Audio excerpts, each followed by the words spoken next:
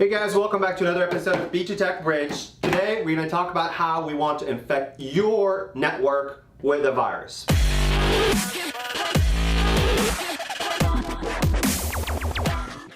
I'm your host, Reda Chouffani, and thanks for joining us today. So, ransomware. Yes, it came back again in our series, just for the simple reason that seems to be the most popular subject that a lot of firms are talking about, and folks in IT are kind of continuously getting really freaked out by the amount and surge of the infection that they're seeing out there.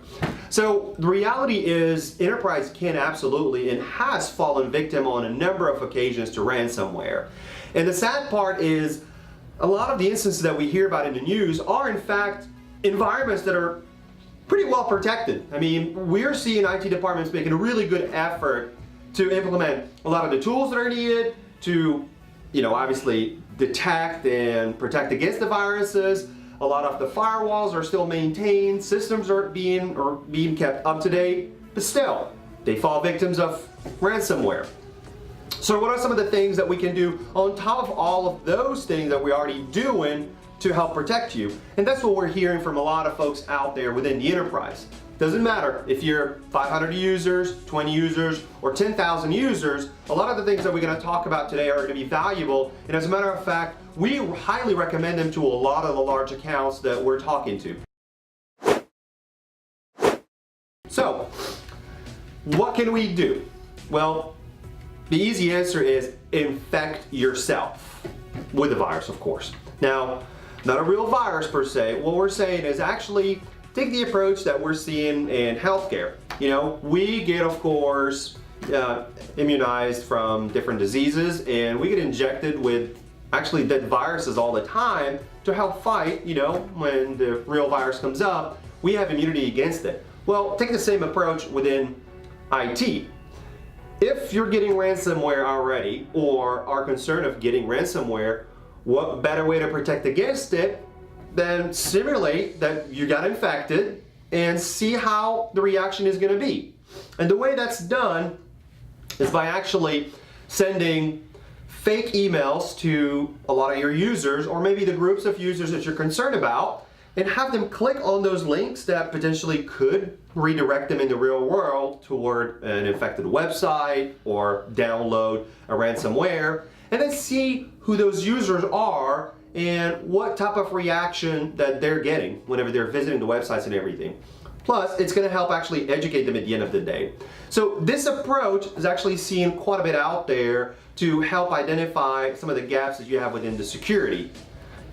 Perfect example is sending emails that potentially could look like they're coming from the executive team, management, and requesting things like contact us on this website below, or hey, we need you to transfer money, or simply click here to download the latest invoice that's sitting in a zip file. And then of course, when they do that in the real world, they would get infected, but here that information is reported back to you.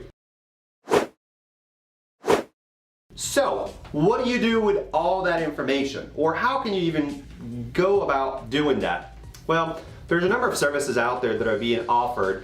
KnowBe4 is one of them, so KnowBe4, the number 4, and then FishMe is also another service that's online. Now, we're not affiliated with them, nor we're recommending them by no means or endorsing them. However, the products themselves are actually solid in terms of what they offer. The capabilities based on what their website claims are extremely valuable.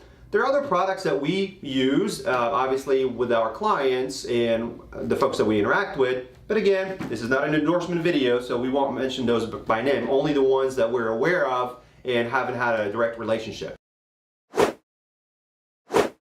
So how do these services work? Well, again, just like I started out the session, first thing you're going to do is blast your environment or your users with several emails, and those emails are going to contain certain payloads such as links, attachments, and things like that. And the intent is to see how they're going to interact with those things and have that information reported back to you.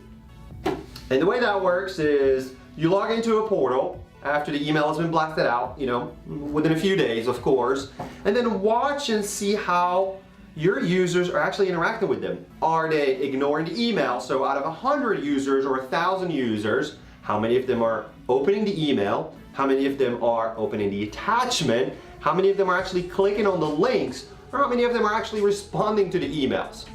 Based on that information you gather back, that will be a great method to actually educate those users that potentially have actually clicked on the links or opened up the attachments.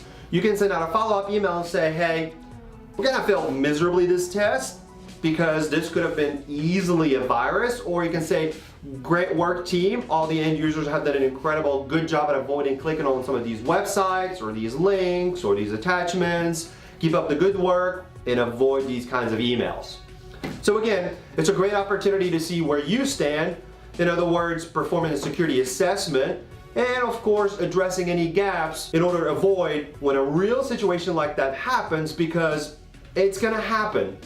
Emails with viruses are gonna come through, ransomware and all sorts of crazy things are gonna come across the emails, and the last thing you need is to be surprised when half of the company is clicking on them just because they don't know any better.